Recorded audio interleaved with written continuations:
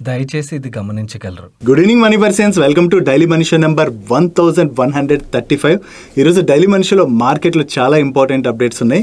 అన్నీ కూడా one by one క్విక్గా డిస్కస్ చేసుకుందాం. అప్డేట్స్ కన్నా ముందు వర్కౌట్స్ విషయంకి వచ్చేసరికి నేను ఆల్రెడీ చెప్పాను కదా, నిన్న కొంచెం హెల్త్ బాగోకపోవడం వల్ల ఎటువంటి వర్కౌట్స్ కూడా నేను చేయలేదు. మీరేం వర్కౌట్స్ చేశారో కింద కామెంట్ సెక్షన్లో అయితే షేర్ చేయండి. ఇంకా డైలీ మనీ షోలో ఉన్నటువంటి అప్డేట్స్ అన్ని వన్ బై వన్ క్విక్గా డిస్కస్ చేసేద్దాం.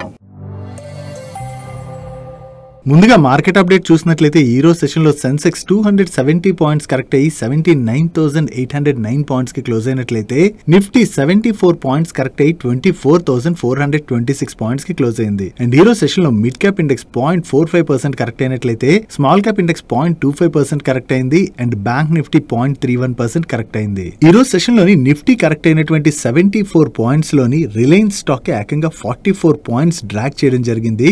యాక్చువల్లీ ఈ రోజు సెషన్లో సెకండ్ రిలయన్స్ ఏజిఎం అయితే స్టార్ట్ అయింది కదా. ఈ ఏజిఎం లో వస్తున్నటువంటి అనౌన్స్మెంట్స్ తర్వాత మనకి రిలయన్స్ స్టాక్ అయితే ప్రెషర్ గురైంది. సో రిలయన్స్ స్టాక్ లో ఏదైతే ప్రెషర్ కనపడిందో అదే మెయిన్లీ ఈ రోజు సెషన్ లో నిఫ్టీని అయితే డ్రాగ్ చేయడం జరిగింది. ఈ రిలయన్స్ ఏజిఎం లోని కీ హైలైట్స్ ఏవైతే ఉన్నాయో వాటిని మనం నెక్స్ట్ డిస్కస్ చేసుకుందాం. దానికన్నా ముందు మనం మార్కెట్ రిలేటెడ్ గా మనం ట్రాక్ చేయాల్సినటువంటి కొన్ని ఇంపార్టెంట్ థింగ్స్ అయితే ఉన్నాయి. వాటి గురించి ఇప్పుడు మాట్లాడుకుందాం. ఫస్ట్ థింగ్, మన మార్కెట్ ఈ రోజు క్లోజ్ అయిన తర్వాత financial year 26 quarter 1 GDP data అయితే వచ్చింది. ఫైనాన్షియల్ ఇయర్ 25 క్వార్టర్ 1 లోని మన జీడీపీ 6.5% గ్రో అయినట్లయితే ఫైనాన్షియల్ ఇయర్ 26 క్వార్టర్ 1 లోని మన జీడీపీ 7.8% స్ట్రాంగ్ గ్రోత్ అయితే డెలివర్ చేయడం జరిగింది. యాక్చువల్లీ మార్కెట్ ఎస్టిమేట్ చేసిన దానికన్నా కూడా ఈ క్వార్టర్ 1 లోని మన జీడీపీలోని చాలా మంచి గ్రోత్ అయితే కనిపిస్తున్నది. సో ఈ జీడీపీ డేటా ఏదైతే వచ్చిందో అది మన ఎకానమీ రిలేటెడ్ గా అయితే పాజిటివ్ గా చూడొచ్చు. కాకపోతే ఫిచ్ గ్రూప్ కి చెందినటువంటి కంపెనీ ఏం ఎస్టిమేట్ చేస్తుందంటే ప్రెసెంట్ యుఎస్ మన పైన 50% టారిఫ్స్ అయితే ఇంప్లిమెంట్ చేసింది కదా. ఈ టారిఫ్స్ ఇంప్లిమెంట్ చేయడం వలన ఫైనాన్షియల్ ఇయర్ 26 లోని మన జీడీపీ 5.8% గ్రో వచ్చని చెప్పి వీళ్ళు ఎస్టిమేట్ చేస్తున్నారు. ప్రీవియస్ గా వీళ్ళు ఏదైతే ఫోర్కాస్ట్ ఇచ్చారో దానిలోని 20 బేసిస్ పాయింట్స్ గ్రోత్ అయితే వీళ్ళు కట్ చేయడం జరిగింది. అండ్ అంతేకాకుండా ఫైనాన్షియల్ ఇయర్ 27 లో కూడా మన జీడీపీ 5.4% గ్రో వచ్చని చెప్పి వీళ్ళైతే ఎస్టిమేషన్స్ ని రిలీజ్ చేస్తున్నారు. జనరల్ ఇటువంటి ఎస్టిమేషన్స్ ఏవైతే ఉంటాయో అది మార్కెట్ లో ప్రెసెంట్ ఉన్నటువంటి సినారియో ఆధారంగా తీసుకుంటారు. ప్రెసెంట్ యుఎస్ అయితే మన పైన టారిఫ్స్ విధించింది, అది మనందరికీ తెలిసినటువంటి విషయమే. సో ఈ టారిఫ్స్ మన పైన ఎన్నాళ్ళు ఉంటాయి అన్నది ఎవరూ కూడా చెప్పలేం. యాక్చువల్లీ ఎక్స్పర్ట్స్ ఏం షేర్ చేస్తున్నారంటే మన ఇండియా అండ్ యుఎస్ మధ్యన trade deal next 2 to 3 months లోని ఫైనలైజ్ అయ్యేటువంటి అవకాశం ఉన్నదని చెప్పి ఎక్స్పర్ట్స్ షేర్ చేస్తున్నారు. ఈవెన్ మన ఇండియన్ కామర్స్ మినిస్ట్రీ దగ్గర నుంచి కూడా ఇటువంటి స్టేట్మెంట్స్ వస్తున్నాయి. ఇండియా అండ్ యుఎస్ మధ్యన ట్రేడ్ డిస్కషన్స్ అయితే నడుస్తున్నాయని, first round of trade deal మరికొన్ని మంత్స్ లో అయితే జరుగుతుందని చెప్పి ఆయన కూడా స్టేట్మెంట్స్ ఇస్తున్నారు. ఒకవేళ గవర్నమెంట్ చెప్తున్నట్టుగా ఇండియా అండ్ యుఎస్ మధ్యన ట్రేడ్ డీల్ గనక జరిగిపోయింది అనుకోండి, ఇప్పటి వరకు మార్కెట్ రిలేటెడ్ గా ఏదైతే ఈ నెగిటివిటీ ప్లే అవుతున్నదో అదైతే తొలగిపోయేటువంటి అవకాశం ఉన్నది. వన్స్ అది తొలగిపోయినట్లయితే ప్రెసెంట్ గవర్నమెంట్ తీసుకున్నటువంటి అదర్ స్టెప్స్ ఉన్నాయి కదా, అంటే ఈ ఫైనాన్షియల్ ఇయర్ నుంచి న్యూ ట్యాక్స్ రిజిమ్ లో ఏవైతే చేంజెస్ తీసుకొచ్చారో దాంతో చాలా మందికి ట్యాక్స్ బెనిఫిట్ దొరుకుతుంది. కాబట్టి మిడిల్ క్లాస్ దగ్గర డబ్బులు బాగా ఉంటాయి. జనరల్లీ డబ్బులు బాగా ఉంటే మనం ఏం చేస్తాం, ఖర్చు పెడతాం కదా. దానివల్ల కన్జంప్షన్ అన్నది పెరుగుతుంది. వీటితో పాటుగా ఇప్పుడు గవర్నమెంట్ జిఎస్టీ కట్ కూడా ఏదైతే తీసుకుంటుందో దాని వలన కూడా మన కంట్రీలోని కన్జంప్షన్ అయితే బాగానే బూస్ట్ అయ్యేటువంటి అవకాశం ఉన్నది. కాబట్టి ఇవన్నీ కూడా మన మార్కెట్ కి పాజిటివ్ ట్రిగర్స్ ప్లే చేసేటువంటి అవకాశం ఉంది. వీటితో పాటు ఇండియా అండ్ చైనా మధ్యన ఎప్పటి వరకు ఉన్నటువంటి సంబంధాలు సరిగ్గా లేవు కదా, కానీ యుఎస్ ఇష్యూ వచ్చిన తర్వాత నుంచి ఇండియా అండ్ చైనా మధ్యన ఫ్రెండ్షిప్ అయితే స్ట్రాంగ్ అవుతూ వెళ్తున్నది. అండ్ అంతేకాకుండా ఈ సండే రోజున నరేంద్ర మోడీ గారు అండ్ అలాగే చైనీస్ ప్రెసిడెంట్ అయినటువంటి జిన్పింగ్ గారు Shanghai cooperation organization leaders summit ఏదైతే జరుగుతుందో దానిలో అయితే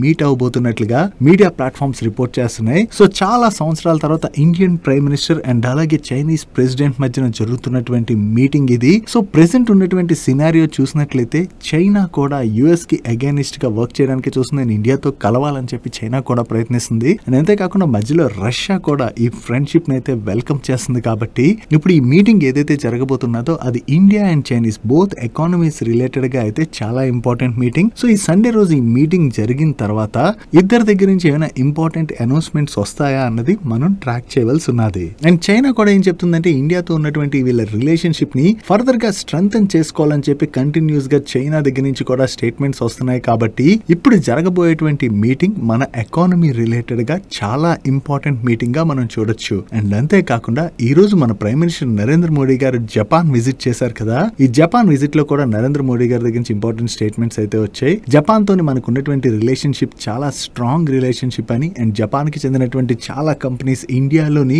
ఆల్రెడీ స్ట్రాంగ్ గా ఇన్వెస్ట్ చేశాయి. అండ్ ఫ్యూచర్ లో కూడా రెండు కంట్రీస్ కలిపి వర్క్ చేయబోతున్నట్టుగా మన నరేంద్ర మోడీ గారి దగ్గర నుంచి స్టేట్మెంట్స్ అయితే వచ్చాయి. సో ఇలా వేరియస్ కంట్రీస్ తోని మనకు ఉన్నటువంటి రిలేషన్షిప్ ఏదైతే ఉందో దాన్ని ఫర్దర్ గా కూడా స్ట్రెంథెన్ చేసుకోవడానికి ఇండియా అయితే ప్రయత్నిస్తుంది. ఒకవేళ యుఎస్ టారిఫ్ ఇంపాక్ట్ మనకి చెందినటువంటి సెక్టర్స్ మీద పడింది అనుకోండి, మన కంట్రీ నుంచి ఆ ఎక్స్పోర్ట్స్ ని వేరియస్ అదర్ కంట్రీస్ కి డైవర్ట్ చేయడానికి ఇండియా చూస్తుంది కదా. దీనిలో భాగంగా ఇప్పుడు జరుగుతున్నటువంటి మీటింగ్స్ అయితే మనకి చాలా ఉపయోగపడనున్నాయి. సో అదర్ కంట్రీస్ తో ఉన్నటువంటి ఈ రిలేషన్షిప్ ని స్ట్రెంథెన్ చేసుకుని ఆ ఎక్స్పోర్ట్స్ ని గనక డైవర్సిఫై చేయగలిసాం అనుకోండి, అది మనకి పాజిటివ్. ఒకవేళ డైవర్సిఫై చేసిన తర్వాత యుఎస్ తో కూడా ట్రేడ్ డీల్ జరిగింది అనుకోండి, మన ఎక్స్పోర్ట్స్ మరింతగా పెరుగుతాయి కాబట్టి మన ఎకానమీకి అయితే పాజిటివ్ కానుంది. బట్ ఏదైనా సరే యుఎస్ తో ఉన్నటువంటి ఈ ఇష్యూ కొంతవరకు తొలగిపోయే వరకు మార్కెట్ లో మరికొన్ని రోజులు ఈ వాలటైలిటీ మనం చూసేటువంటి అవకాశాలు అయితే ఉన్నాయి. మన అంతేకాకుండా నెక్స్ట్ వీక్ లోని జిఎస్టీ కౌన్సిల్ మీటింగ్ కూడా జరగబోతున్నది.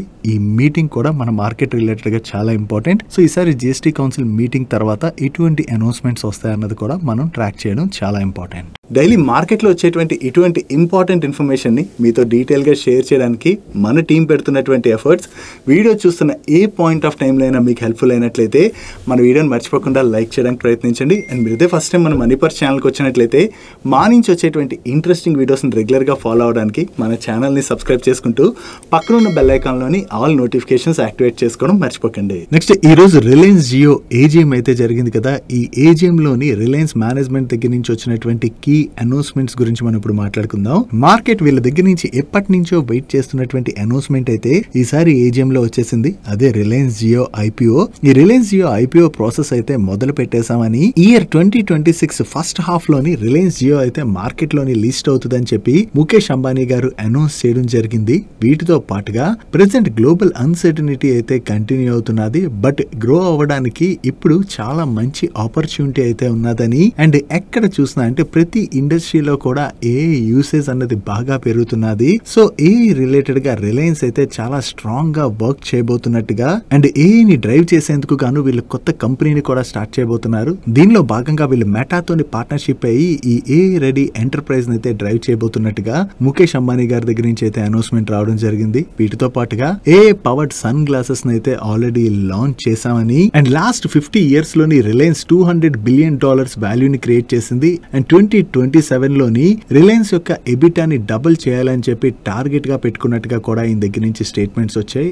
అండ్ అంతేకాకుండా వీళ్ళు జామ్ నగర్ లోని బిల్డ్ చేస్తున్నటువంటి Ambani giga energy complex related గా అనంత్ అంబానీ గారు కూడా మాట్లాడడం జరిగింది. ఈ న్యూ ఎనర్జీ బిజినెస్ ఏదైతే ఉన్నదో ఇది వరల్డ్ లోనే largest clean energy ecosystem అని, ఇది 2026 నాటికి 20 GW సోలార్ పీవీ కెపాసిటీని స్కేలింగ్ చేయబోతున్నట్లుగా, అండ్ అలాగే 100 GWh కెపాసిటీ బ్యాటరీ గిగా ఫ్యాక్టరీని కూడా వీళ్ళు స్కేల్ అప్ చేస్తున్నామని, ప్రెసెంట్ వీళ్ళవి 55 కంప్రెస్డ్ బయోగ్యాస్ ప్లాంట్స్ ఉన్నట్లయితే 2030 నాటికి వాటిని 500 కి పెంచాలని చెప్పి టార్గెట్ గా పెట్టుకున్నట్టుగా వీళ్ళ మేనేజ్మెంట్ దగ్గర నుంచి అయితే స్టేట్మెంట్స్ వచ్చాయి. వీటితో పాటుగా exploration and production business related గా, అండ్ అలాగే రిలయన్స్ రీటైల్ బిజినెస్ ఉన్నది కదా. ఈ రిలయన్స్ రీటైల్ బిజినెస్ ఏదైతే ఉన్నదో దాన్ని 20% CAGR చొప్పున గ్రో చేయాలని చెప్పి టార్గెట్ గా పెట్టుకున్నామని, అండ్ 5 years లోని రిలయన్స్ కన్స్యూమర్ ప్రొడక్ట్స్ లిమిటెడ్ యొక్క రెవెన్యూని 1 lakh crores కి తీసుకెళ్లాలని చెప్పి అంబిషన్ గా పెట్టుకున్నట్టుగా, ఇది ఇండియాలోని one of the top FMCG కంపెనీగా మారబోతున్నట్లుగా ఇషా అంబానీ గారు కూడా కామెంట్ చేశారు. ఓవరాల్ గా చూసుకుంటే ఈ ఏజిఎం లోని కీ హైలైట్స్ గురించి మనం మాట్లాడుకోవాలంటే ఈ జియో ఐపీఓ ఏదైతే ఉన్నదో దాని రిలేటెడ్ గా అయితే వీళ్ళ దగ్గర నుంచి స్టేట్మెంట్స్ వచ్చాయి. రిమైనింగ్ స్టేట్మెంట్స్ ఏవైతే ఉన్నాయో ప్రీవియస్ గా వీళ్ళ దగ్గర నుంచి వచ్చినటువంటి అనౌన్స్మెంట్స్ కి కంటిన్యూ అనౌన్స్మెంట్స్ గా వీటిని అయితే మనం చూడొచ్చు. ఓవరాల్ గా ఏజిఎం రిలేటెడ్ గా మార్కెట్ ఇంకా బెటర్ గా అయితే ఎక్స్పెక్ట్ చేసినట్టుంది. బట్ దాని తర్వాత ఏజిఎం లో వచ్చినటువంటి అనౌన్స్మెంట్స్ ఉన్నాయి కదా, వీటి తర్వాత మార్కెట్ లో కొంత డిసప్పాయింట్మెంట్ అయితే కనపడి ఈ రోజు సెషన్ లో సెకండ్ హాఫ్ లో మనకి రిలయన్స్ స్టాక్ లో అయితే కొంత ప్రెషర్ కనపడింది. Coming to Friday question. Last week Friday క్వశ్చన్లో భాగంగా మిమ్మల్ని మన బాడీలోని బోన్స్ కన్నా కూడా స్ట్రాంగెస్ట్ సబ్స్టెన్స్ ఏదని అడిగాను. దీనికి కొంతమంది కరెక్ట్ ఆన్సర్ చేశారు. ఎవరికైనా ఆన్సర్ ఒకవేళ తెలియకపోయినట్లయితే మన బాడీలోని బోన్స్ కన్నా కూడా మన టీత్ ఎనామిల్ ఉన్నది కదా, ఇది స్ట్రాంగెస్ట్ సబ్స్టెన్స్. ఇదంటే దానికన్నా బోన్స్ కన్నా కూడా చాలా స్ట్రాంగ్గా ఉంటుంది. అండ్ ఈ వీక్ ఫ్రైడే క్వశ్చన్ విషయంకి వచ్చేసరికి జనరలీ మొబైల్స్తో మనం ఫేస్ చేసే పెద్ద ఇష్యూ ఏంటి? ఒకటి ఛార్జింగ్, రెండు ఏంటంటే మొబైల్లోని మొత్తం డేటా స్టోరేజ్ అంతా ఫుల్ అయిపోతుంటుంది కదా. ఫుల్ అయిపోవడంతో మనం ఏమైనా యాప్స్ డిలీట్ చేసుకోవడం లేదా ఫొటోస్ డిలీట్ చేసుకోవడం ఇలాంటివి చాలామంది చేస్తూనే ఉంటారు. మళ్ళీ చేసినా మళ్ళీ ఫిల్ అయిపోతూ ఉంటుంది. సో ఈ సమస్య అయితే కామన్గానే ఉంటుంది కదా. సో ఇలా మన ఫోన్లో కూడా మ్యాక్సిమం స్టోరేజ్ లిమిట్ ఇంత అని ఉంటుంది కదా, అలాగే మన బ్రెయిన్లో కూడా మ్యాక్సిమం స్టోరేజ్ లిమిట్ అని ఉన్నది. సో మన బ్రెయిన్ యొక్క స్టోరేజ్ కెపాసిటీ ఎంత, దీనికి మీకు ఆన్సర్ తెలిసినట్లయితే కింద కామెంట్ సెక్షన్లో కామెంట్ చేయండి, లేదా next week Friday daily money షోలోని దీని ఆన్సర్ మీకు షేర్ చేస్తాను. నెక్స్ట్ మన ఇండియన్ రైల్వేస్లోని కవచ్ ఇన్స్టలేషన్ అయితే చాలా ఫాస్ట్గా చేసుకుంటూ వెళ్తున్నారు కదా. దీనిలో భాగంగా కవచ్ సర్వీసెస్ ఆఫర్ చేసేటువంటి కంపెనీస్కి అయితే కంటిన్యూస్గా మంచి ఆర్డర్స్ వస్తున్నాయి. ఇప్పుడు ఇదే సెగ్మెంట్లోని బిజినెస్ను ఆపరేట్ చేసేటువంటి కెర్నెక్స్ మైక్రో సిస్టమ్స్ వాళ్ళకి DFCCIL దగ్గర నుంచి ఒక LOA అయితే రిసీవ్ చేసుకున్నారు. ఈ contract value approximately 209 crores. And ఈ కాంట్రాక్ట్లో భాగంగా వీళ్ళు మీకు ఇక్కడ కనపడుతున్నటువంటి వేరియస్ కవచ్ రిలేటెడ్ సర్వీసెస్ అయితే ప్రొవైడ్ చేయవలసి ఉన్నది. సో వీళ్ళు ఈరోజు కొత్తగా ఈ కాంట్రాక్ట్ విన్నర్ అనే అప్డేట్తోనే స్టాక్ పాజిటివ్గా రియాక్ట్ అయింది. నెక్స్ట్ రీసెంట్గా IPOకి వచ్చి లిస్ట్ అయినటువంటి బెల్ రైజ్ ఇండస్ట్రీస్ వాళ్ళు డిఫెన్స్ సెక్టర్లో ఎంటర్ అవబోతున్నట్టుగా అనౌన్స్ చేశారు కదా. దాని గురించి మనం ప్రీవియస్గా కూడా డిస్కస్ చేసుకున్నాం.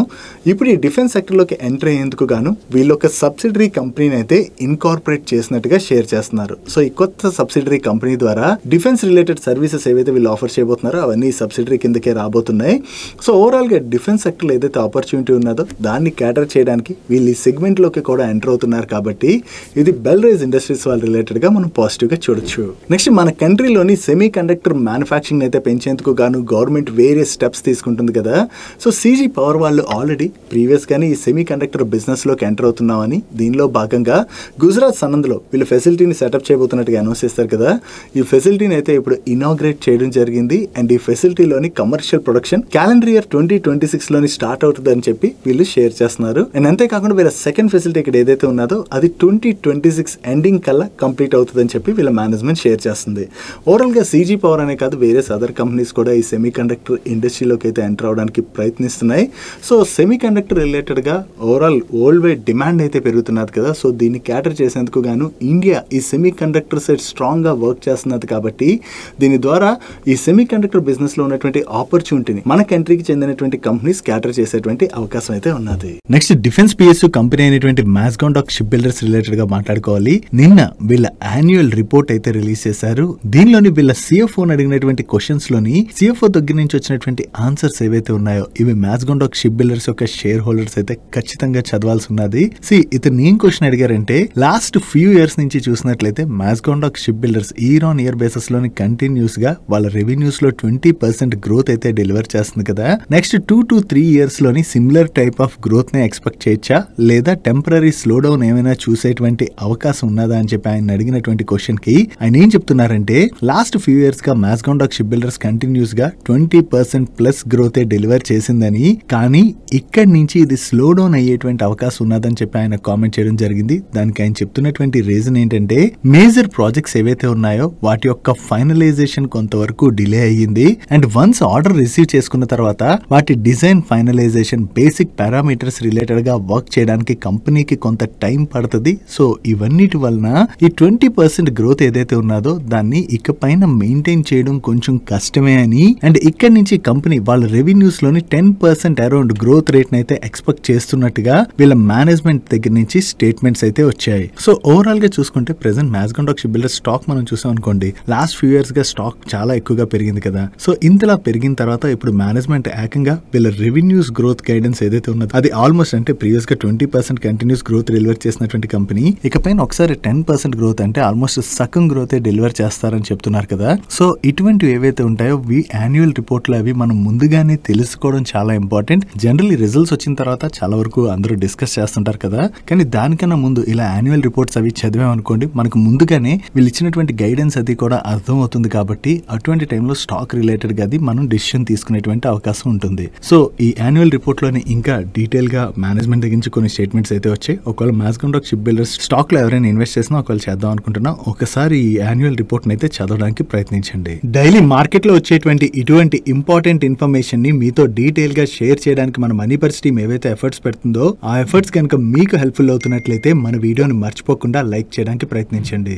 నెక్స్ట్ టాటా మోటార్స్ వాళ్ళ దగ్గర నుంచి వెహికల్ లాంచ్ రిలేటెడ్ గా ఒక ఇంపార్టెంట్ అనౌన్స్మెంట్ అయితే వచ్చింది. వీళ్ళ Winger plus 9 seater commercial vehicle అయితే వీళ్ళు లాంచ్ చేశారు. ఇవి జనరల్లీ మనం చూసాం అనుకోండి travel tourism or staff transportation related గా అది ఇటువంటి వెహికల్స్ అయితే యూజ్ చేస్తూ ఉంటారు కదా. సో ఈ వెహికల్ ఏదైతే లాంచ్ చేస్తారో దీని యొక్క ఎక్స్ షోరూమ్ ప్రైస్ 20.6 lakhs అని, అండ్ దీనిలోని చాలా అడ్వాన్స్ ఫీచర్స్ తోనే తీసుకొస్తున్నాం. అండ్ ఈ వెహికల్ కి మార్కెట్ లోని మంచి రెస్పాన్స్ వచ్చేటువంటి అవకాశం ఉన్నదని చెప్పి వీళ్ళ మేనేజ్మెంట్ అయితే షేర్ చేస్తుంది. ఒకవేళ వీళ్ళు లాంచ్ చేసినటువంటి ఈ వెహికల్ కి మార్కెట్ లో మంచి రెస్పాన్స్ వచ్చి సేల్స్ గనక బాగా జరిగాయి అనుకోండి, అది టాటా మోటార్స్ వాళ్ళకి పాజిటివ్ కానుంది. నెక్స్ట్ ఈరోజు సెషన్ లో ఎస్ బ్యాంక్ స్టాక్ లో మనకి కొంత పాజిటివ్ మూమెంటం కనపడింది కదా. దీనికి రీజన్ ఏంటంటే జపనీస్ ఫైనాన్షియల్ జైంట్ అయినటువంటి సుమిటోమో మిత్సుయి బ్యాంకింగ్ కార్పొరేషన్ వాళ్ళు ఎస్ బ్యాంక్ లోని అడిషనల్ గా 16,000 crores ఇన్వెస్ట్ చేయడం ద్వారా ఎస్ బ్యాంక్ బ్యాలెన్స్ షీట్ ని ఫర్దర్ గా స్ట్రెంథెన్ చేయడానికి చూస్తున్నట్లుగా వేరియస్ మీడియా ప్లాట్ఫామ్స్ వాళ్ళ సోర్సెస్ ద్వారా తెలిసినటువంటి ఇన్ఫర్మేషన్ ని షేర్ చేస్తున్నారు. వీళ్ళు ప్రీవియస్ గానే ఎస్ బ్యాంక్ లోని 13,500 crores అయితే ఇన్వెస్ట్ చేయబోతున్నట్టుగా అనౌన్స్ చేశారు కదా.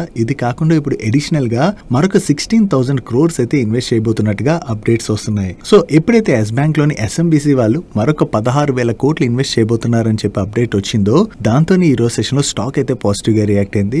బట్ ఇది మీడియా ప్లాట్ఫామ్స్ వాళ్ళ సోర్సెస్ ద్వారా షేర్ చేస్తున్నటువంటి ఇన్ఫర్మేషన్ మాత్రమే. ఎస్ బ్యాంక్ దగ్గర నుంచి దీని రిలేటెడ్ గా ఏదైనా క్లారిఫికేషన్ వస్తుందేమో చూడాలి. Next grow app. Stock market investors అందరికి గ్రో యాప్ అయితే తెలుస్తుంది కదా. సో ఈ గ్రోన్ అయితే ఐపీఓకి తీసుకురాబోతున్నట్టుగా చాలా రోజుల నుంచి న్యూస్ అయితే తిరుగుతున్నది. ఇప్పుడు ఈ గ్రో ఐపీఓకి సెబీ దగ్గర నుంచి అప్రూవల్ అయితే వచ్చినట్లుగా మీడియా ప్లాట్ఫామ్స్ రిపోర్ట్ చేస్తున్నాయి. ఈ ఐపీఓ ద్వారా వీళ్ళు ఓవరాల్ గా $1 billion వరకు కూడా రైజ్ చేసేటువంటి అవకాశం ఉన్నదని చెప్పి మనీ కంట్రోల్ వాళ్ళు వాళ్ళ సోర్సెస్ ద్వారా తెలిసినటువంటి ఇన్ఫర్మేషన్ అయితే షేర్ చేస్తున్నారు. అండ్ నెక్స్ట్ ఫ్యూ వీక్స్ లోనే వీళ్ళు అప్డేటెడ్ డిఆర్హెచ్పి ని కూడా ఫైల్ చేస్తారని చెప్పి వీళ్ళు షేర్ చేయడం జరిగింది. ప్రెసెంట్ సెబీ తీసుకొచ్చినటువంటి కొత్త రూల్స్ తోని స్టాక్ బ్రోకింగ్ కంపెనీస్ అయితే కొంతవరకు స్ట్రగుల్ అవుతున్నాయి కదా. క్లియర్ గా వాళ్ళ నెంబర్స్ లో అయితే మనం చూస్తానే ఉన్నాం. ఇప్పుడు ఈ గ్రో ఐపీఓకి వచ్చినట్లయితే మార్కెట్ లోని ఎటువంటి రెస్పాన్స్ కనపడుతుంది అన్నది మనం చూడవలసి ఉన్నది. నెక్స్ట్ అపోలో మైక్రో సిస్టమ్స్ వాళ్ళ దగ్గర నుంచి అయితే ఒక ఎక్స్చేంజ్ ఫైలింగ్ వచ్చింది. వీళ్ళు ఏం షేర్ చేస్తున్నారంటే multi influence ground mine production ఏజెన్సీగా వ్యవహరించేందుకు గానీ వీళ్ళకి అప్రూవల్ వచ్చిందని,